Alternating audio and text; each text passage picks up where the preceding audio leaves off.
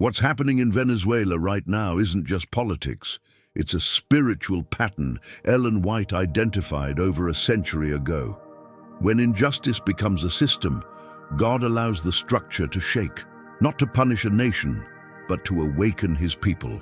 The fall of leaders doesn't begin with protests. It begins when divine protection is quietly withdrawn. And here's what most are missing. Venezuela is not the exception. It's the preview of what happens when moral collapse precedes institutional collapse. What's unfolding in Venezuela right now isn't just another political crisis you scroll past on your feed. It's a spiritual pattern that Ellen White identified over a century ago, and if you understand what you're actually witnessing, it will change how you read the news, how you pray, and how you prepare for what's coming. Before we go any further, subscribe to this channel, because the content we bring here isn't about entertainment. It's about spiritual discernment in the final moments of Earth's history. Hit that like button if you're someone who wants to see beyond the surface, beyond the headlines, beyond what everyone else is seeing. And here's what I want you to do right now. Leave a comment and tell me this. Have you ever looked at a world event and felt like God was trying to tell you something, but you couldn't put it into words? Because that's exactly what's happening.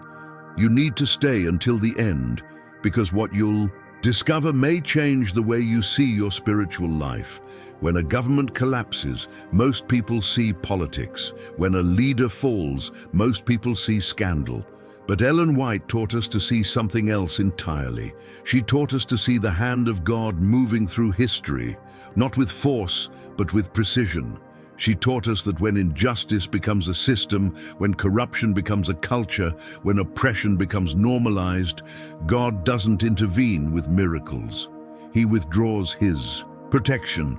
And when that protection is removed, what was hidden in the shadows comes crashing into the light. Venezuela isn't the first nation to experience this, and it won't be the last. But here's the part that should make every believer pause. This isn't just a warning for Venezuela. It's a warning for anyone who thinks they can build security on a foundation that God has already declared unstable.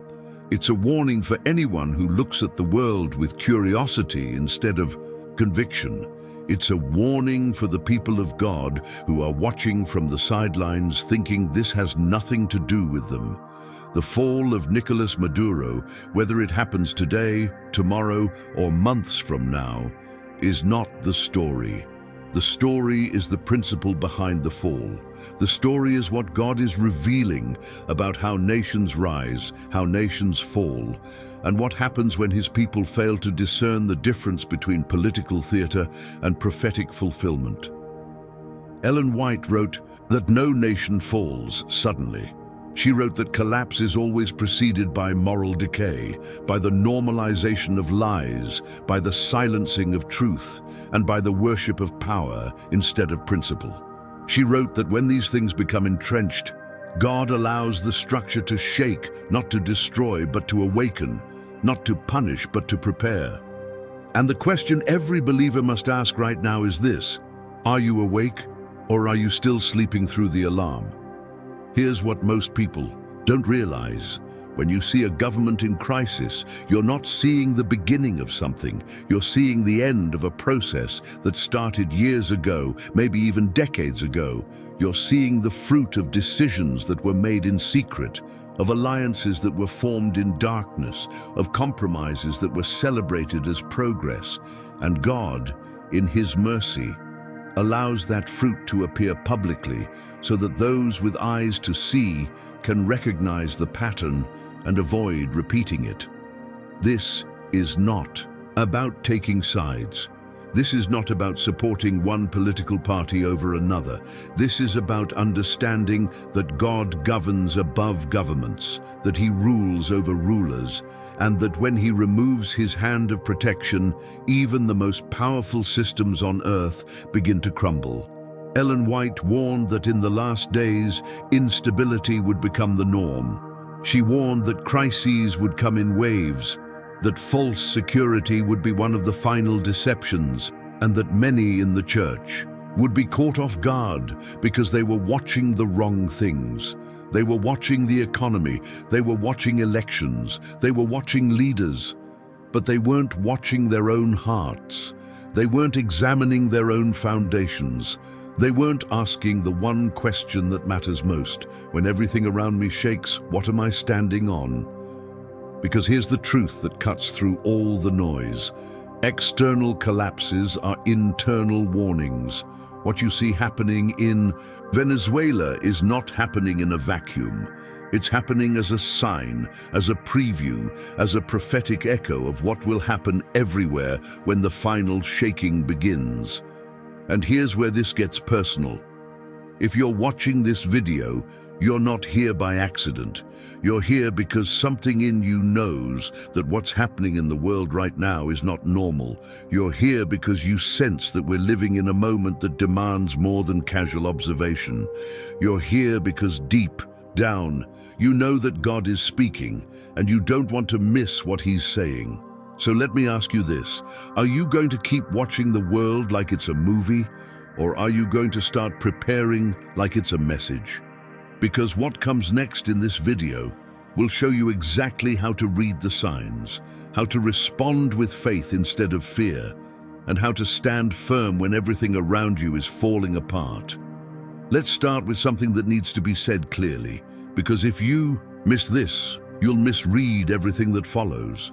What's happening in Venezuela is not a political story that happens to have spiritual lessons. It's a spiritual reality that's manifesting through political events. And the difference between those two perspectives will determine whether you see this as distant news or as a personal warning. Ellen White spent her entire ministry teaching God's people to read history through the lens of the Great Controversy. She taught that every rise and fall of nations, every shift in power, every moment of crisis is part of a larger narrative where God and Satan are contending for the hearts and loyalties of humanity. When you understand that framework, you stop seeing Maduro as just a politician. You start seeing him as a symbol of what happens when human systems are built on principles that oppose the character of God. Here's what makes this so urgent right now. We live in a culture that has trained us to separate the spiritual from the practical, the sacred from the secular, the church from the state. We've been conditioned to think that politics is one category and faith is another, and never the two shall meet. But that's not how God operates. That's not how prophecy works. And that's certainly not how Ellen White interpreted the events of her time or the events that were still to come. She wrote that God's hand is visible in the rise and fall of empires, that His judgments are written into the consequences of national sins, and that when a government becomes an instrument of oppression, it ceases to have divine approval. This doesn't mean God picks sides in elections. It means God has standards, and when those standards are violated systemically, publicly, and without repentance, the protection that sustains any nation begins to lift. Now let's apply this directly to Venezuela. For years, the world has watched as corruption deepened, as freedoms were stripped away, as the economy collapsed, and as millions of people fled their own country just to survive. For years, people have asked, why doesn't God do something? But here's the answer most people don't want to hear. God has been doing something. He's been allowing the consequences of sin to become visible. He's been letting the fruit of injustice ripen so that everyone can see it clearly. He's been withdrawing His protective hand so that the true character of the system is revealed. This is not cruelty. This is mercy in a form we don't always recognize. Because when God hides the consequences of sin, people continue in their rebellion, thinking there's no price to pay. But when He allows the consequences to unfold, it becomes a warning, a wake-up call, a last chance to turn before the final judgment falls. Ellen White wrote that nations are tested by how they treat the weak, the poor, and the oppressed. She wrote that when injustice becomes law, when leaders use their power, to enrich themselves while their people starve. When truth is silenced and lies are celebrated, God marks that nation for judgment. But here's the part that should shake every believer to the core. The judgment doesn't always come through fire from heaven.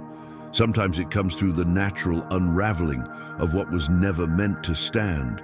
Sometimes it comes when God simply steps back and lets the system collapse under the weight of its own corruption. And when that happens, it's not because God is absent. It's because his presence has been rejected so thoroughly that all that's left is the consequence of that rejection. So when you see Maduro's government in crisis, when you see the protests, the international pressure, the economic freefall, don't just see politics, see a principle, see a pattern that has repeated throughout history and will repeat again. See what happens when leaders choose power over principle, wealth over righteousness, control over compassion. And then ask yourself the hard question: where in my own life, in my own choices, in my own priorities, am I building on the same unstable foundation? Because here's the uncomfortable truth. You can condemn what's happening in Venezuela while living by the same principles that brought Venezuela to this point. You can criticize corruption in government while tolerating compromise in your own heart. You can point at a failing nation while ignoring the cracks in your own spiritual foundation. This is why Ellen White's writings are so vital right now. She doesn't let us off the hook with abstract theology. She doesn't let us stay comfortable in our criticism of others. She forces us to see that the same God who governs nations also governs individuals, and the same principles that determine the fate of empires also determine the fate of souls. When God withdraws his protection from a nation, it's because that nation has first withdrawn itself from him. And when God allows a leader to fall, it's not arbitrary. It's the culmination of choices, attitudes, and actions that have been accumulating for years. The fall doesn't begin when the protests start. The fall begins the moment truth stops mattering, the moment justice becomes optional, the moment people start trusting in human power more than divine principle. And if you're honest with yourself, you'll realize that same temptation is knocking at your door right now. There's a moment in every collapse that most people miss because it doesn't make headlines. It's not dramatic, it's not visible, it's not announced, but it's the most decisive moment in the entire process. It's the moment when God, after years of patience, after countless warnings, after repeated opportunities for repentance, quietly withdraws his hand of protection. Ellen White describes this moment with sobering clarity. She writes that when a nation or an individual persistently rejects God's mercy, persistently ignores his warnings, persistently chooses rebellion over obedience, there comes a point where God says, "Your will be done." And in that moment, everything changes. Not because God has become cruel, but because humanity has chosen to live without him, and God honors that choice by allowing them to experience the full weight of what life without his protection actually means. Here's what that looks like in real terms. When God's protection is present, even a nation's mistakes are cushioned. Even poor decisions don't lead to total disaster. Even corruption is contained before it consumes everything. But when that protection is removed, the smallest crack becomes a chasm. The hidden sins become public scandals. The economic mismanagement becomes nationwide famine. The political tensions become violent uprisings. It's not that God is actively punishing. It's that he's no longer actively preventing the natural consequences of sin from running their full course. And for a nation like Venezuela, where injustice has been systematized, where truth has been suppressed, where power has been weaponized against the vulnerable, that removal of protection is catastrophic. Ellen White warned that this process doesn't happen overnight. She wrote that God is slow to anger, that he waits patiently, that he sends messenger after messenger, warning after warning, opportunity after opportunity. But she also wrote that there is a limit. There is a line that once crossed cannot be uncrossed. There is a point of no return where the consequences are set in motion and nothing can stop them. And here's what terrifies me about our current moment in history. I believe we're watching nations cross that line in real time. I believe Venezuela is one example, but it won't be the last. I believe we're entering a season where the protective hand of God is being lifted from multiple nations, multiple systems, multiple structures that have been built on foundations He never approved. Now let me show you how this principle plays out step by step, because understanding the sequence is critical. First, there's the moral collapse. This is where a society begins to call evil good and good evil. This is where lies become normalized, where corruption becomes expected, where injustice becomes policy. At this stage, most people don't even notice because it happens gradually. The compromise is small at first. The deception is subtle. The shift is incremental, but it's happening and God sees it. Second, there's the institutional collapse. This is where the systems that are supposed to protect people, serve people, and govern people fairly begin to break down. Courts become corrupt, leaders become tyrants, laws become tools of oppression instead of instruments of justice. And still, most people think it can be fixed with better policies or different leaders. They don't realize the foundation itself is rotten. Third, there's the visible collapse. This is the part everyone sees. This is when the economy crashes, when the protests erupt, when the government loses control, when chaos becomes the new normal. And this is when people finally start asking, how did we get here? But by then, it's too late to avoid the consequences. The seeds that were planted in the moral collapse have grown into the fruit of national disaster. And God, who warned at every stage, who sent prophets and messengers and signs, is now allowing the harvest to come in full. This is not vindictive. This is justice. This is the natural outcome of choices that were made freely, repeatedly, and defiantly. And the tragic part is that the people who suffer most are often not the ones who made those choices. The innocent suffer alongside the guilty because that's the nature of collective consequences.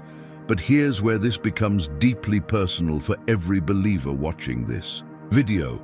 Ellen White didn't write about the fall of nations just to give us history lessons. She wrote about it to warn the church. She wrote about it to show God's people that the same principle applies to them.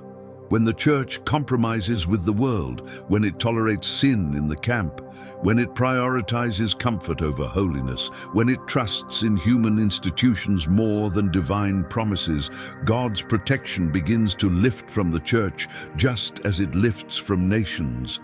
And when that happens, the church that should be a refuge becomes vulnerable. The people who should be standing become casualties. The movement that should be advancing becomes scattered. So when you see Venezuela collapsing, don't just see a foreign country in crisis. See a warning, see a mirror, see a prophetic preview of what happens when God's patience runs out and His protection is withdrawn. Let's talk about something uncomfortable but essential. When you see a corrupt leader, your first instinct is to blame the individual. And yes, individuals are responsible for their choices. But Ellen White teaches us to look deeper. She teaches us that leaders don't appear in a vacuum. They rise because a system allows them to rise. They gain power because a culture tolerates them. They remain in authority because a population either supports them or becomes too passive to remove them. Nicolás Maduro is not an anomaly. He's a reflection. He's the fruit of a tree that was planted long before he took office. He's the visible manifestation of principles that were embraced, normalized, and institutionalized over decades.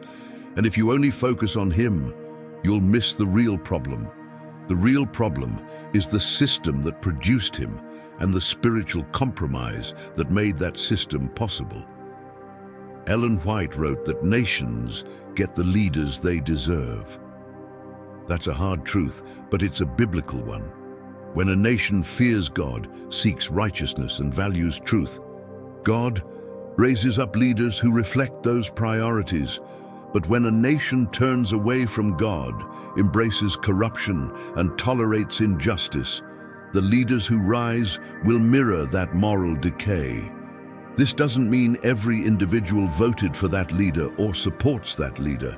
It means the collective spiritual condition of a nation creates the environment where certain types of leaders can thrive. And Venezuela is a perfect case study. The corruption didn't start with Maduro. It didn't even start with Chavez. It started when the nation as a whole began to prioritize ideology over integrity, power over principle, and immediate gain over long-term righteousness. Here's why this matters so much right now. In the final days of Earth's history, we're going to see more leaders like this. We're going to see more governments that operate without moral restraint. We're going to see more systems that weaponize power, silence truth, and oppress the vulnerable. And the temptation will be to think this is just bad luck, bad timing, or bad people in the wrong positions. But Ellen White would tell us it's none of those things. It's the harvest of seeds that were planted generations ago. It's the consequence of nations and churches turning away from God and trusting in human wisdom, human strength, and human systems. And the terrifying part is that once this process reaches a certain point, it becomes irreversible. Once a nation has rejected God thoroughly enough, once a culture has normalized evil deeply enough, God allows the leaders who embody that rejection to rise and rule. Now let's apply this principle to the church, because this is where it gets really personal. Just as nations get the leaders they deserve, churches get the leaders they tolerate. If a church tolerates compromise, it will eventually be led by compromisers. If a church tolerates false teaching, it will eventually be led by false teachers. If a church values popularity over purity, entertainment over truth, growth over holiness, the leaders who rise in that environment will reflect those values. And before you distance yourself from this, ask yourself honestly, what kind of leadership am I tolerating in my own spiritual life? What kind of voices am I following? What kind of teachers am I supporting?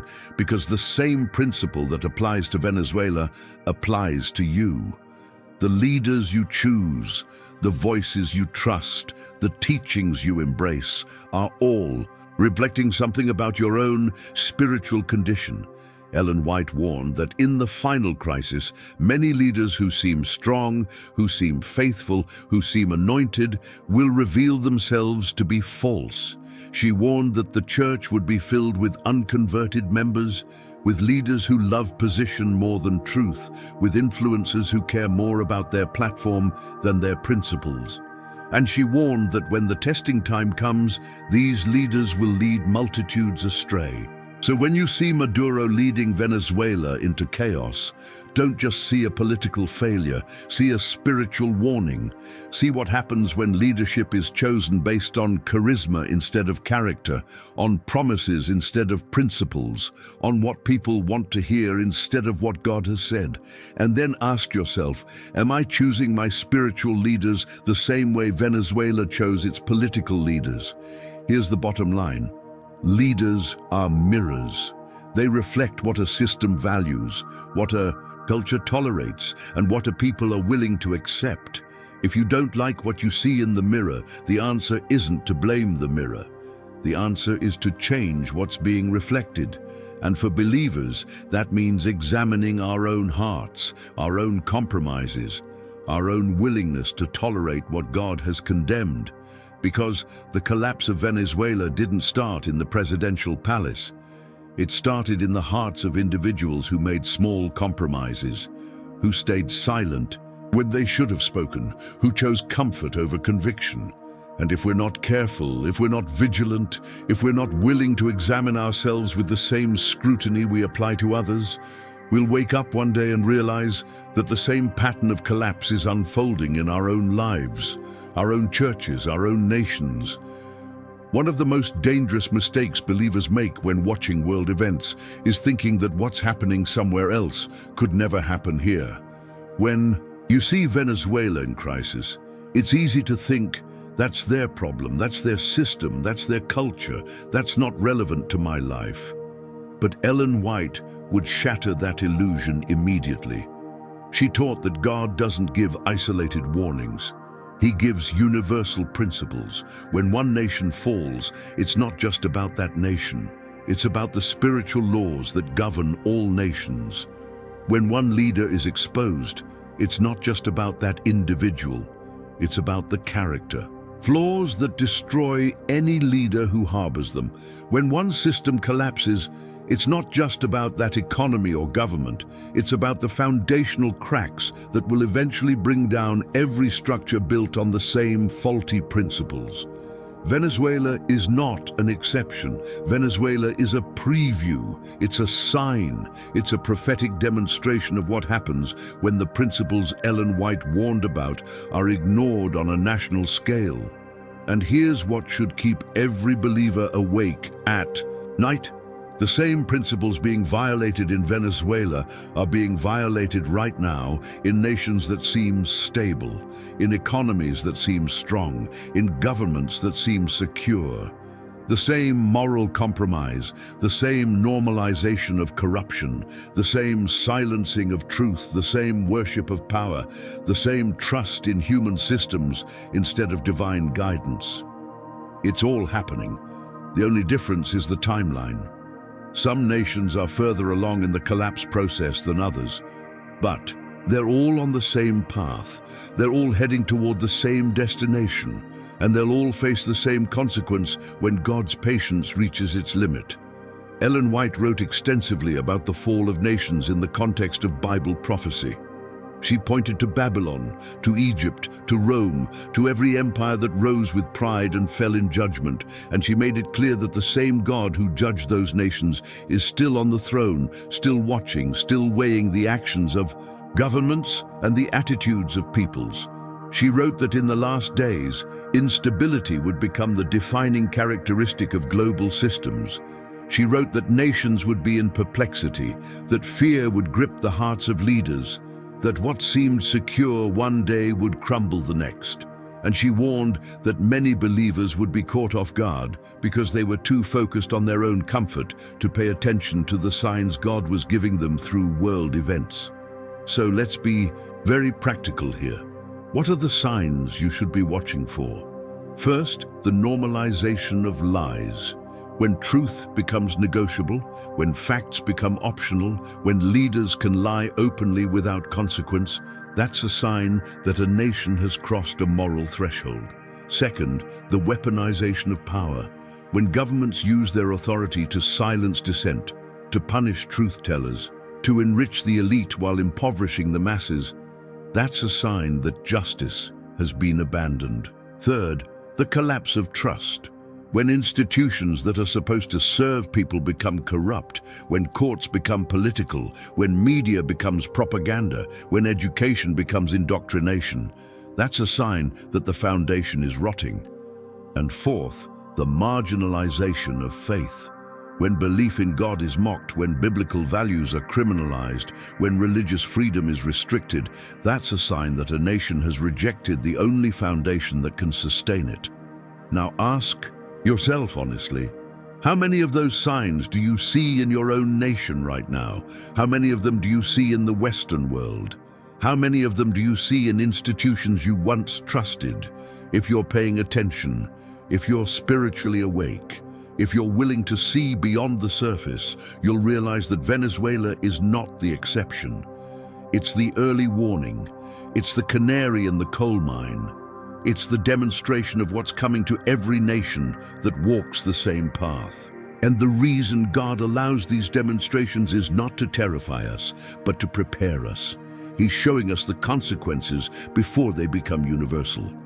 He's giving us time to examine our own foundations before the shaking reaches our own door. Ellen White emphasized that God's judgments are both merciful and just. They're merciful because he warns before he acts. They're just because when the warning is ignored, the consequence is inevitable. And right now, Venezuela is a warning. It's a loud, clear, undeniable warning that the same principles that destroy individuals also destroy nations. The same sins that separate a soul from God also separate a country from his protection. The same compromises that weaken a believer's faith also weaken a nation's stability. And if we're wise, if we're humble, if we're willing to learn from what God is showing us, we won't look at Venezuela with pity or judgment. We'll look at it with fear and trembling, knowing that apart from God's grace, apart from true repentance, apart from a return to his principles, any nation, any church, any individual can end up in the same place. Here's the final piece of this puzzle. Ellen White taught that repetition is one of God's teaching methods. He doesn't give a warning once and move on. He gives it again and again through different nations, different leaders, different crises, until his people finally understand the pattern. Venezuela is not the first time we've seen this. It won't be the last. But every time God allows a nation to collapse under the weight of its own sin, he's asking the same question to everyone watching. Are you learning? Are you changing? Are you preparing? Or are you going to keep living as if this has nothing to do with you until the collapse reaches your own life and it's too late to do anything about it? Here's a truth that cuts deeper than any political analysis, any economic forecast, any prophetic timeline. The greatest danger in this moment is not what's happening in Venezuela. The greatest danger is how God's people are responding to it, or more accurately, how they're not responding. Ellen White warned repeatedly that one of the final deceptions would be the spiritual passivity of believers. Not open rebellion, not blatant apostasy, but a quiet, comfortable detachment from the urgency of the times. A mindset that says, I see what's happening, but it doesn't affect me. I acknowledge the signs, but I'm not changing anything. I believe the prophecies, but I'm not preparing. And that mindset, that spectator mentality, that spiritual sleepiness in the face of clear warning, is one of the most dangerous positions a believer can occupy.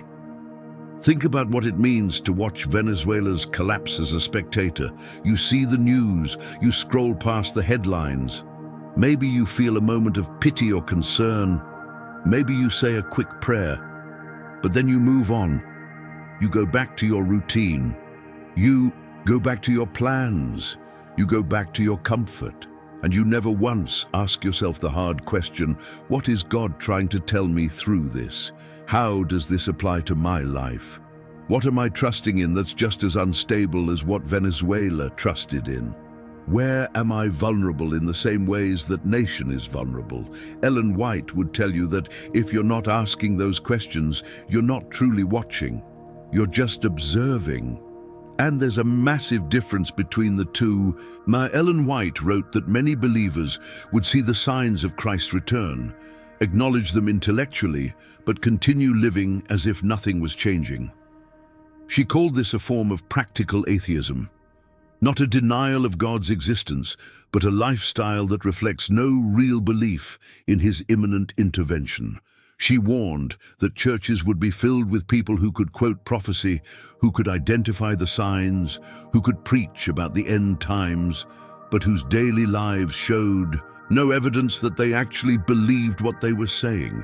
Their priorities were still worldly, their security was still in temporal things, their hearts were still divided, their faith was still theoretical.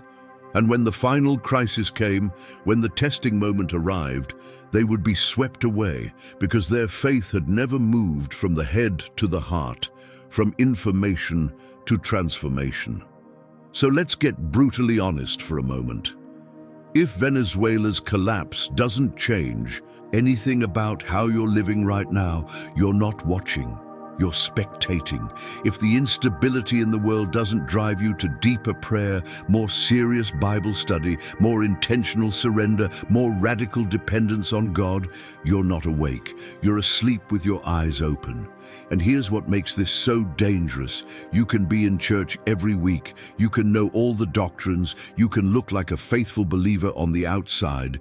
But if your actual trust, your actual security, your actual hope is still rooted in things that are shaking, you're building on sand. And when the storm comes, your house will fall, just as surely as Venezuela's government is falling. Ellen White warned that the shaking would reveal who was truly standing on the rock and who was just standing on religious activity. She warned that many would be surprised to discover that their faith was not as strong as they thought, their foundation was not as solid as they assumed, their preparation was not as complete as they believed. And the shaking wouldn't introduce new tests, it would simply intensify the tests that were already present, but could be ignored during times of ease. The same temptations to compromise, the same pull toward comfort, the same desire to avoid sacrifice, the same struggle to trust God completely. All of that exists right now. But most believers can manage it, can compartmentalize it, can live with it, because the pressure isn't strong enough to force a decision. But when the shaking intensifies, when the crisis becomes personal, when the stability you've been taking for granted disappears, those unresolved issues will explode. Here's the question you need to answer today, not tomorrow, not when things get worse, but right now. What are you actually trusting in? Where is your real security? When you think about the future, what gives you peace? Is it your job, your savings, your government, your health, your relationships? Or is it God alone? Because if it's anything other than God alone, Venezuela is showing you exactly what happens when that thing you're trusting in is removed. And I'm not saying you shouldn't work, shouldn't save, shouldn't plan. I'm saying that if those things are your foundation, if those things are what you're truly relying on, you're in danger. You're vulnerable in the exact same way that Venezuela was vulnerable.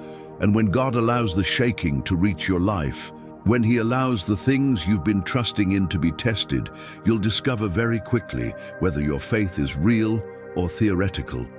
Ellen White said that God allows external crises to provoke internal examination. He shakes the world so that His people will examine their own hearts.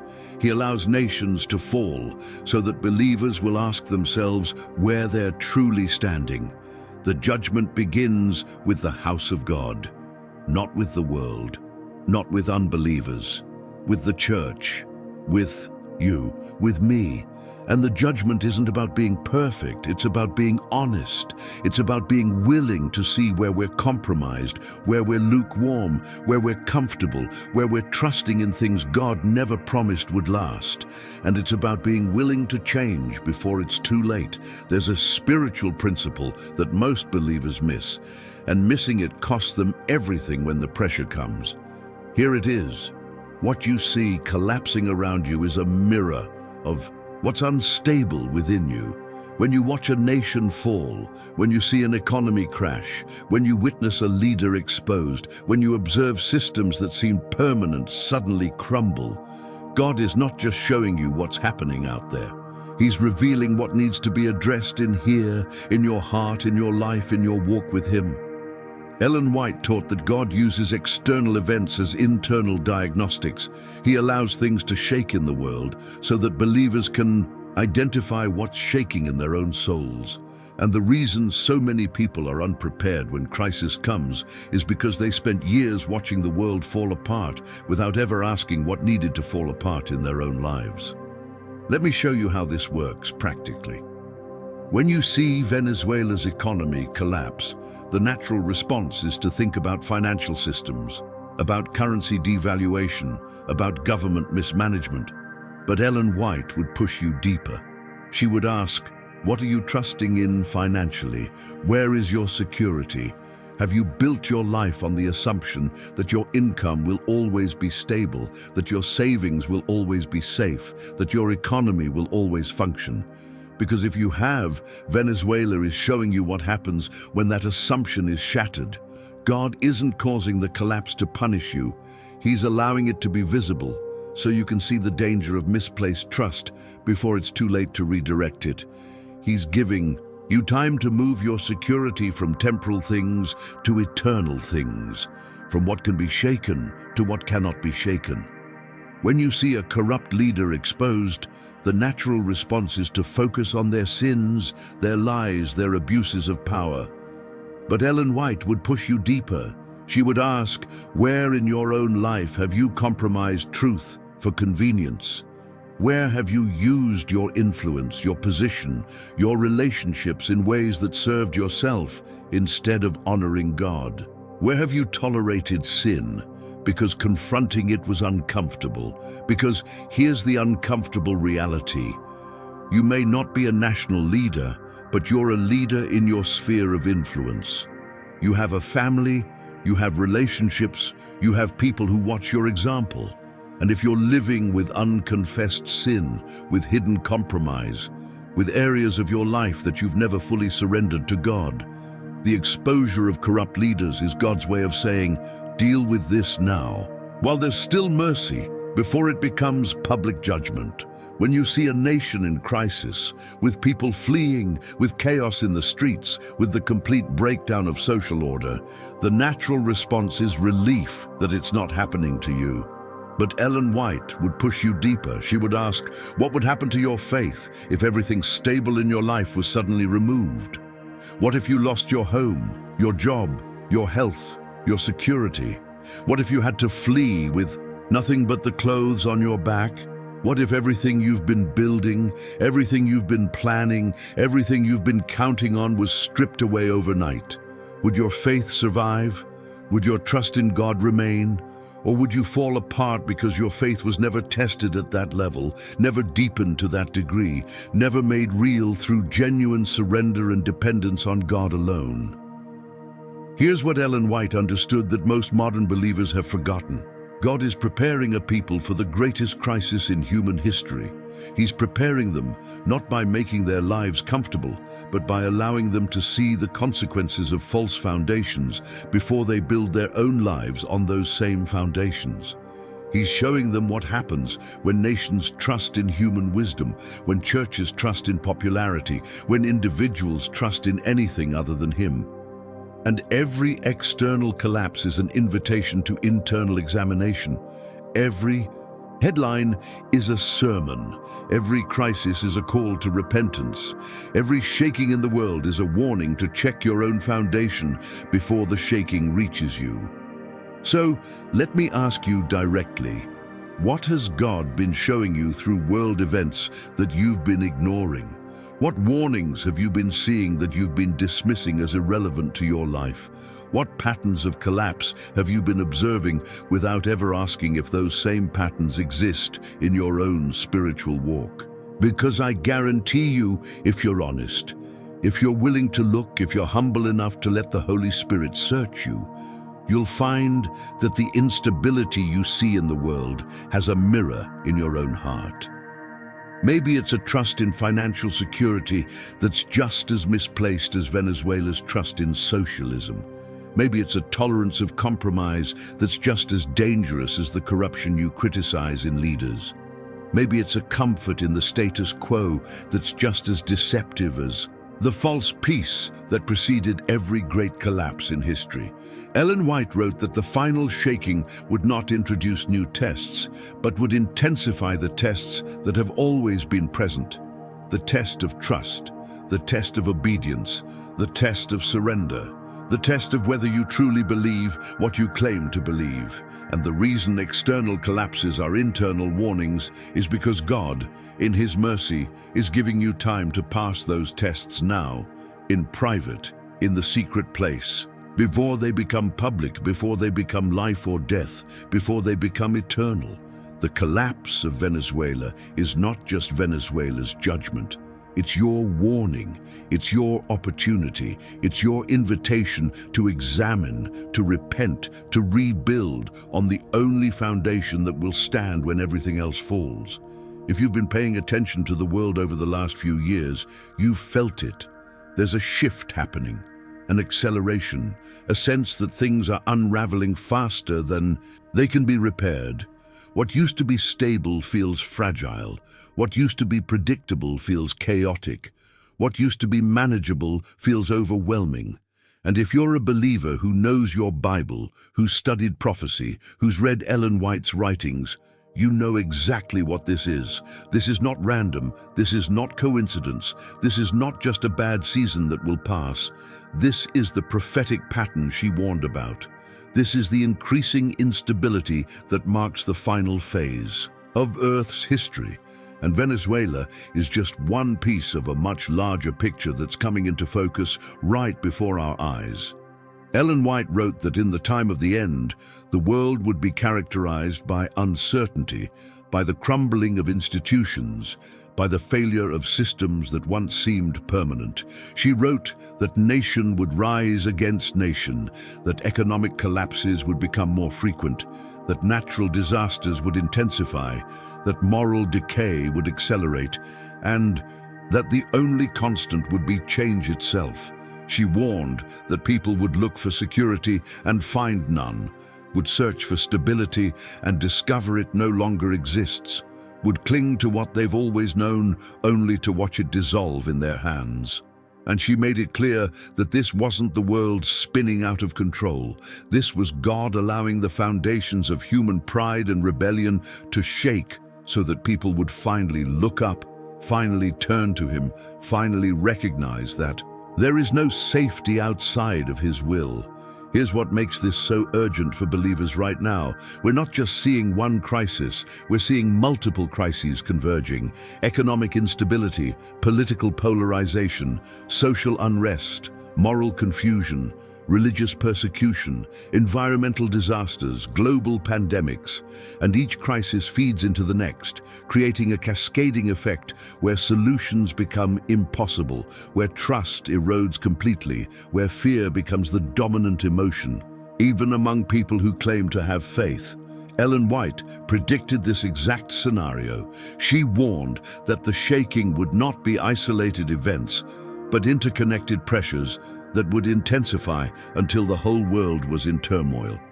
And she warned that many believers would be swept away not because they denied their faith, but because they were unprepared for the level of pressure that faith would be required to withstand. Let me give you a framework for understanding what's happening. Think of it like this. God has been holding back the full consequences of human rebellion for centuries. He's been restraining the chaos, limiting the destruction, cushioning the fall. But in the final phase of the great controversy, that restraint is being progressively removed. Not all at once, but gradually, systematically, in waves. And with each wave, the world becomes more unstable, more chaotic, more desperate. Venezuela is one wave. The next economic crash will be another. The next political crisis, the next natural disaster, the next pandemic, the next war, each one is a wave. And the waves are getting bigger, coming faster, hitting harder, and the only people who will survive are those who have built their foundation on the rock, who have learned to trust God completely, who have surrendered everything to Him before the final wave hits. Ellen White wrote that false security would be one of the final deceptions. She warned that people would be saying, peace and safety, right up until the moment of destruction. She warned that many believers would be lulled into complacency by temporary improvements, by moments of apparent stability, by leaders who promised solutions. But she made it clear that the overall trajectory was decline, not improvement. Instability, not security. Collapse, not recovery. And the reason this matters is because if you're waiting for things to get better, if you're hoping the world will stabilize, if you're planning your life based on the assumption that what you have now will still be there tomorrow, you're being deceived. You're believing the lie. You're setting yourself up for the very collapse that Venezuela is experiencing right now. So what does this mean practically? It means you need to stop living like you have unlimited time. It means you need to stop postponing the spiritual work that only you can do in your relationship with God. It means you need to stop assuming that tomorrow will look like today, that next year will be easier than this year, that you'll have more opportunities later to get serious about your faith. Because the pattern Ellen White described is clear. Instability increases, pressure intensifies, opportunities decrease, every wave removes a little more stability. Every crisis narrows the window for preparation. Every shaking reveals who was ready and who was just pretending. And if you're not ready now, if you're not surrendered, now if you're not trusting God completely now, what makes you think you'll be ready when the pressure doubles, triples, becomes unbearable? Here's the final truth of this section, and it's both terrifying and comforting depending on where you stand. Ellen White wrote that the instability we're seeing is not the end of God's plan. It's the beginning of the final phase. It's the setup for the greatest demonstration of God's power, God's faithfulness, and God's love that the universe has ever witnessed. But that demonstration will only be seen in the lives of believers who have learned to trust Him when everything else is falling apart. The world will look at you and see stability in the middle of chaos. They'll see peace in the middle of panic. They'll see faith in the middle of fear. And they'll ask, how are you standing when everything around you is collapsing? And your answer will point them to the only foundation that cannot be shaken, the only security that cannot be destroyed, the only hope that will not disappoint. But you can only give that answer if you've already made the choice, already done the work, already surrendered completely before the final wave hits. Let's address the question that's probably been building in your mind as you've watched this unfold. If God is in control, why does He allow this level of chaos? If He governs above governments, why doesn't He stop the corruption, the suffering, the collapse? Why does He let innocent people pay the price for the sins of their leaders? These are legitimate questions, and Ellen White doesn't avoid them. She addresses them head-on with a theology that's both uncomfortable and deeply comforting. God's governance is not the same as God's micromanagement. He doesn't override human free will. He doesn't force righteousness on nations that have chosen rebellion. He doesn't prevent consequences that humanity has chosen through their actions. But He does govern in the sense that nothing happens outside of His awareness, His purpose, or His ultimate plan. When Ellen White says that God governs above governments, she means that no matter how powerful a leader becomes, no matter how corrupt a system grows, no matter how far a nation falls, God is still sovereign. He's still on the throne. He's still working out His purposes. And even when it looks like evil is winning, even when it seems like chaos has the upper hand, even when the righteous are suffering and the wicked are prospering, God's plan is moving forward. Venezuela's collapse doesn't surprise Him. It doesn't disrupt His timeline. It doesn't indicate that He's lost control. It's actually the opposite. It's evidence that His principles are still in effect, that sin still has consequences, that rebellion still leads to ruin, that justice, though delayed, is still certain. Here's where this gets deeply personal and incredibly relevant. When you see a nation like Venezuela in crisis, you're tempted to think that God has abandoned them. But Ellen White would tell you that the opposite is true. God's hand is most visible not when He's preventing consequences, but when He's allowing them to unfold in ways that reveal His character and His justice. Think about it this way. If God stopped every corrupt government before it collapsed, if He prevented every economic disaster before it happened, if He shielded every nation from the consequences of their choices, what would that teach humanity? It would teach that sin doesn't matter, that choices have no weight, that you can rebel against God and His principles with impunity. But when God allows the consequences to come, when He lets the collapse happen, when He permits the harvest of sin to be reaped fully, He's teaching the universe a lesson that can't be learned any other way. Ellen White wrote extensively about God's strange act of judgment. She called it strange because it goes against his nature of love and mercy. Judgment is not what God wants. Destruction is not what he desires. But when humanity persists in rebellion, when nations refuse every warning, when leaders harden their hearts against every appeal, God's love demands that he let them experience the full weight of what they've chosen. Not to be cruel, but to be just. Not to destroy, but to reveal.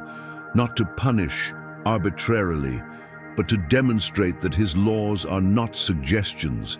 His warnings are not empty threats, and his patience, though extraordinary, is not infinite. And the collapse of Venezuela, as tragic as it is, serves as a witness to the entire world that God's principles still govern, even when human governments fail.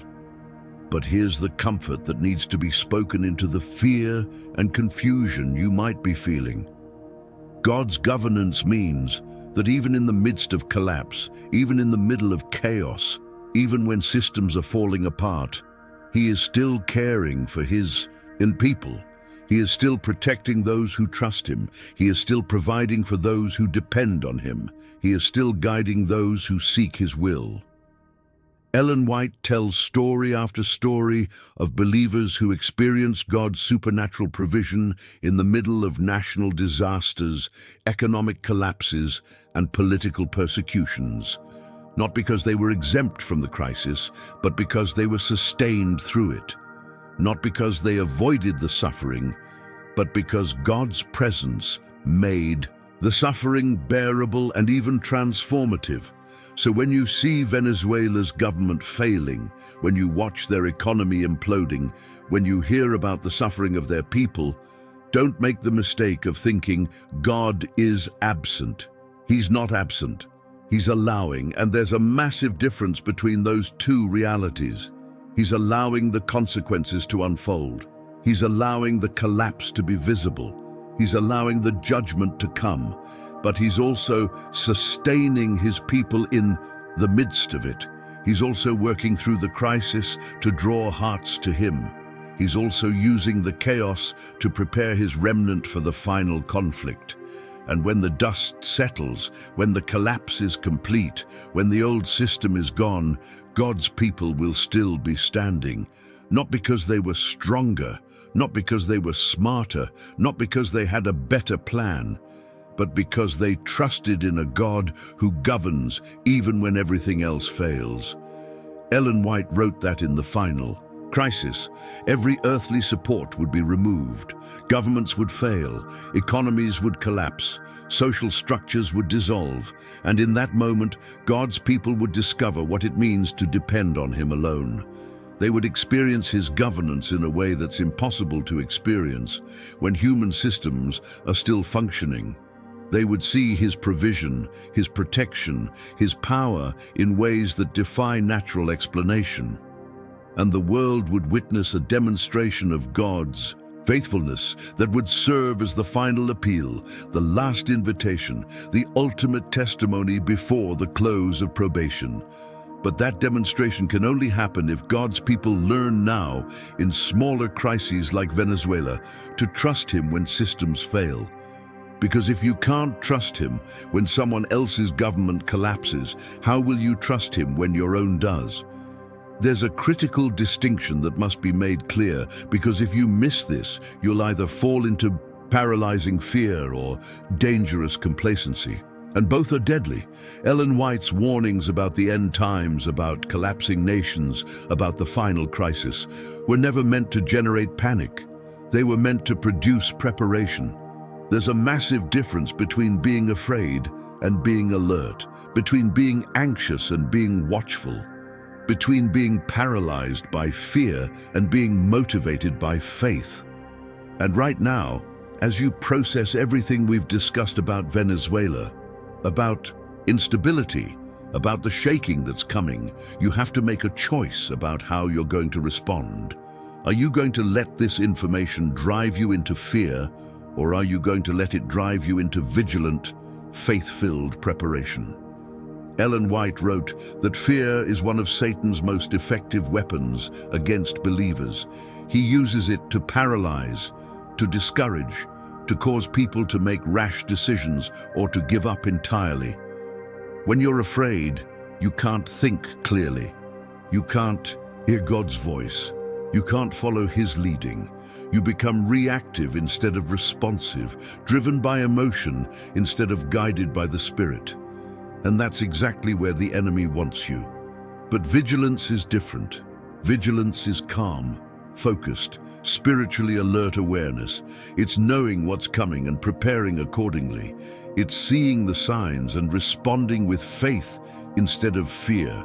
It's trusting that God has given you warning not to terrify you, but to equip you, to guide you, to prepare you for what lies ahead. Here's what vigilance looks like practically. It means you're paying attention. You're not burying your head in the sand, pretending everything is fine when it's not. You're not ignoring the signs, dismissing the warnings, or living in denial. You're watching, you're listening, you're spiritually awake. But at the same time, you're not obsessing over every headline, not spiraling into anxiety over every crisis, not letting the chaos in the world rob. You have peace in your relationship with God. You're informed, but not consumed. You're aware, but not overwhelmed. You're prepared, but not paranoid. And that balance, that ability to be both alert and at peace, only comes through a deep, surrendered, daily walk with God. Ellen White emphasized that the greatest preparation for the final crisis is not stockpiling supplies, not moving to the country, not having a perfect escape plan. The greatest preparation is character development. It's becoming so connected to God, so surrendered to His will, so dependent on His Spirit, that when the crisis comes, your first instinct is not fear, but faith. Your first response is not panic, but prayer. Your first move is not self-preservation, but obedience to whatever God is calling you to do in that moment. And that kind of character doesn't develop overnight. It doesn't come from last-minute cramming. It comes from years, months, days of choosing God over comfort, truth over convenience, faith over fear. So let me ask you directly, what are you doing right now to develop that character? What spiritual disciplines are you practicing? What areas of your life are you surrendering? What compromises are you eliminating? What time are you investing in prayer, in Bible study, in seeking God's will? Because when Venezuela's collapse becomes your nation's collapse, when the instability reaches your city, your community, your home, you won't have time to develop spiritual muscle. You'll either have it or you won't.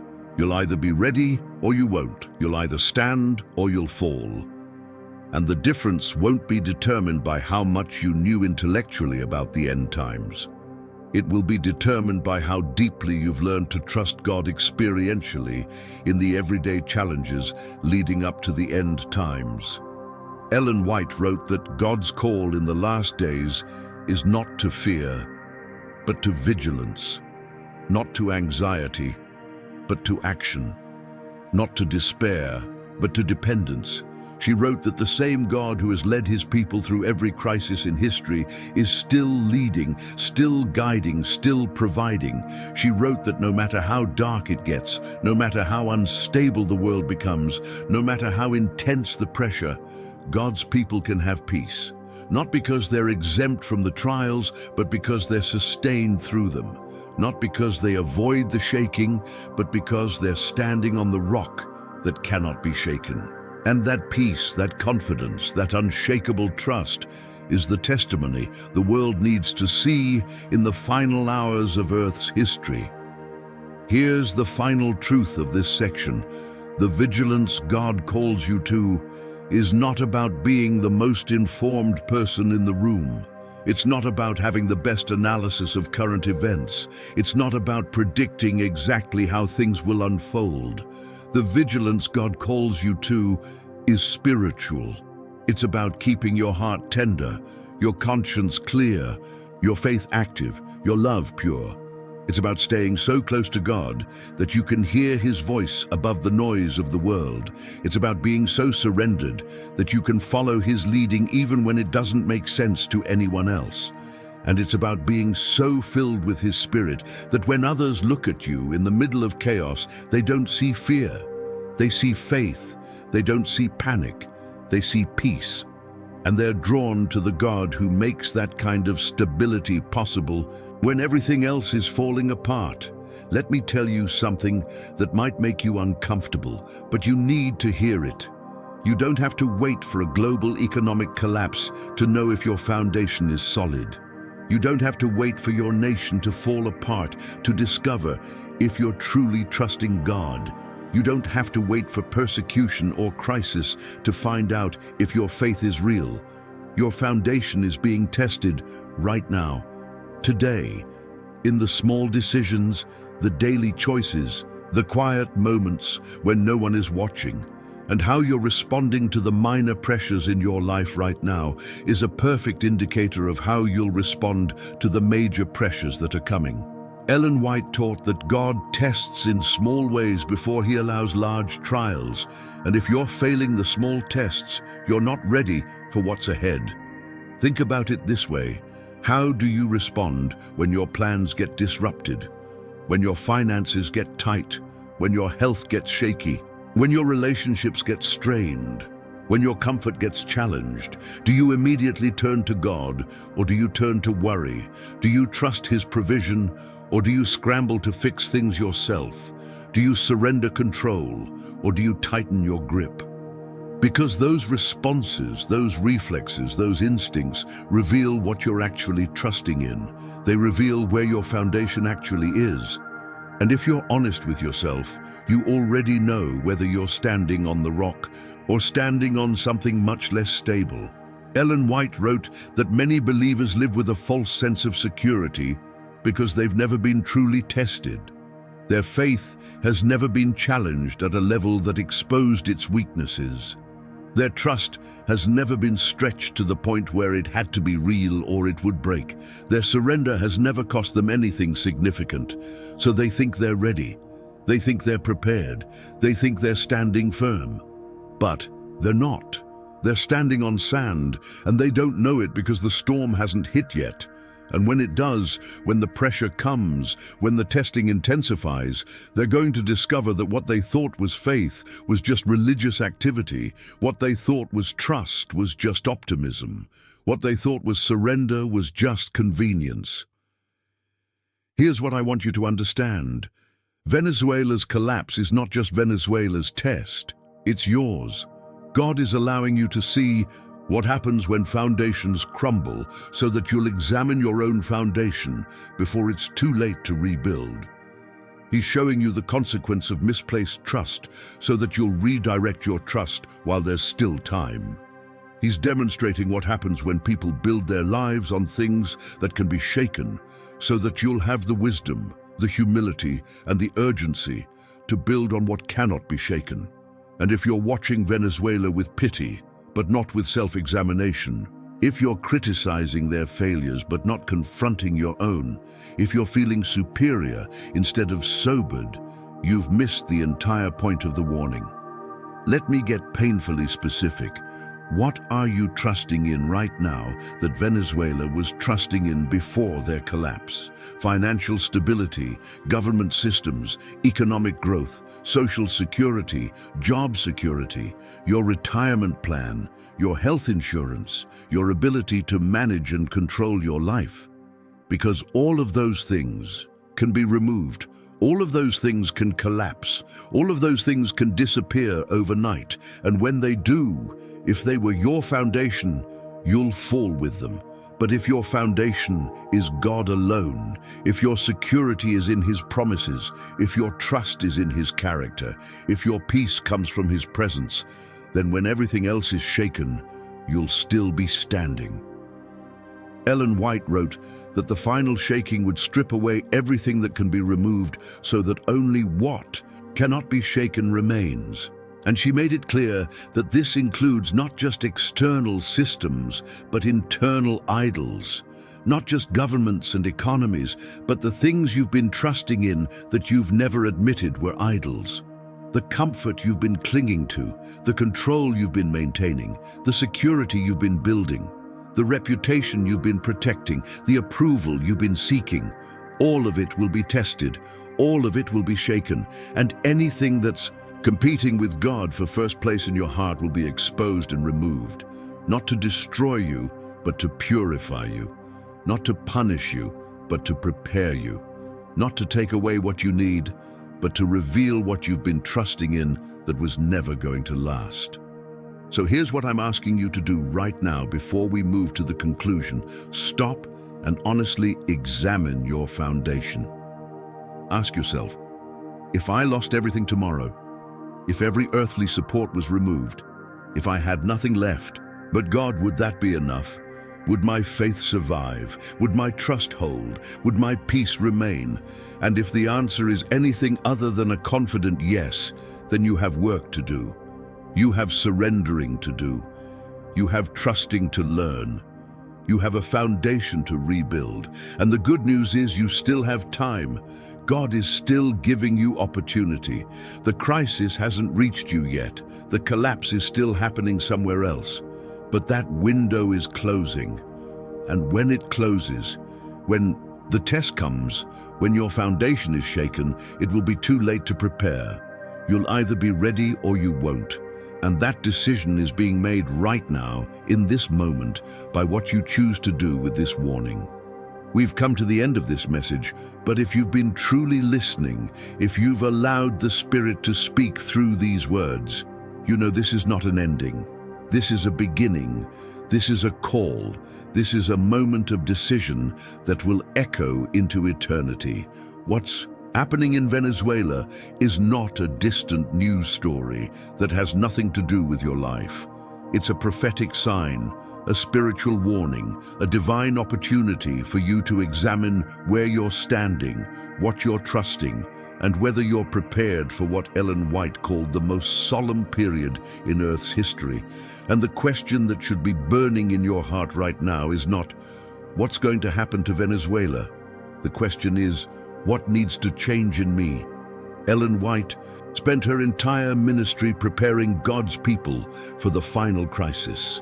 She didn't do it to scare them. She did it because she loved them, because she knew that unprepared believers would be swept away when the testing time came, because she understood that information without transformation is worthless, that knowledge without surrender is dangerous, that prophecy without personal application is just entertainment. And so she warned, she pleaded, she called God's people to wake up, to prepare, to surrender everything to God before it was too late. And that same call is being issued to you today through what you're witnessing in the world, through what God is allowing to unfold in nations like Venezuela, through the instability that's increasing all around you. Here's what I need you to understand. Time is running out. Not in some vague, theoretical way, but in a practical, measurable, undeniable way. The signs Ellen White predicted are not coming. They're here. The instability she warned about is not future. It's present. The shaking she described is not approaching. It's happening. And every day you delay, every moment you postpone the spiritual work that only you can do in your relationship with God, is a day closer to the moment when preparation will no longer be possible. The door of mercy is still open. God is still calling. His Spirit is still striving. But Ellen White made it clear that there would come a moment when that door closes, when that call ends, when probation is finished and every case is decided. So what are you going to do? Are you going to keep living like you have unlimited time? Are you going to keep postponing surrender because it's uncomfortable? Are you going to keep tolerating compromise because change is hard? Are you going to keep building on foundations you know are unstable because admitting that feels overwhelming?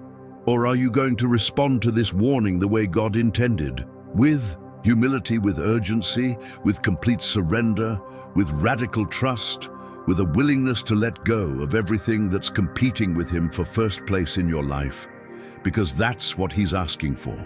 Not perfection, not sinlessness, not having it all figured out, just complete, unreserved, wholehearted surrender to him and his will for your life. Ellen White wrote that in the final hours, God would have a people who reflect his character so fully that the universe would see a demonstration of what grace can do in surrendered lives. She wrote that these people would stand firm when everyone else was falling, would have peace when everyone else was panicking, would trust when everyone else was despairing. And she made it clear that this people would not be special because of their own strength, their own wisdom, or their own goodness. They would be special because they had learned to depend completely on God, because they had surrendered everything to him, because they had built their foundation on the only rock that cannot be shaken. That can be you. That should be you. But it will only be you if you make the choice today, right now, in this moment, to stop spectating and start preparing, to stop watching the world fall apart and start examining your own heart, to stop criticizing others and start confronting your own compromises, to stop waiting for the perfect time and start surrendering right now. God is not asking you to be ready for everything that's coming all at once. He's asking you to be faithful today, to trust him today, to obey him today, to surrender today. And if you do that, if you choose that path, if you commit to that walk, he will prepare you for whatever tomorrow brings. Before you close this video, before you move on to the next thing, I want you to do something. I want you to pray right now. Not a casual prayer, not a quick God bless me prayer, but a serious, honest, surrendered prayer, where you tell God exactly where you are, what you're struggling with, what you're afraid of, what you're holding on to, and ask him to do whatever it takes to prepare you for what's coming. Ask him to reveal every false foundation. Ask him to expose every hidden idol. Ask him to strip away everything that's keeping you from complete dependence on him, and then commit, out loud if you need to, that you will follow wherever he leads. You will obey whatever he asks. You will surrender whatever he requires, no matter how uncomfortable, no matter how costly, no matter how long it takes. The collapse of Venezuela is not the story. You are the story. Your response to this warning is the story. Your willingness to examine, to change, to prepare, to surrender is the story. And God is watching, not with judgment, but with hope, not with condemnation, but with invitation, not asking if you're perfect, but asking if you're willing. And if you are, if you truly are, then everything you've heard in this message, everything you've seen in Venezuela, everything you've felt stirring in your spirit will not have been in vain. It will be the beginning of the transformation that prepares you to stand when everything else is falling. And that, more than anything else, is what God desires for you, what Ellen White prayed for you, and what this moment is offering you.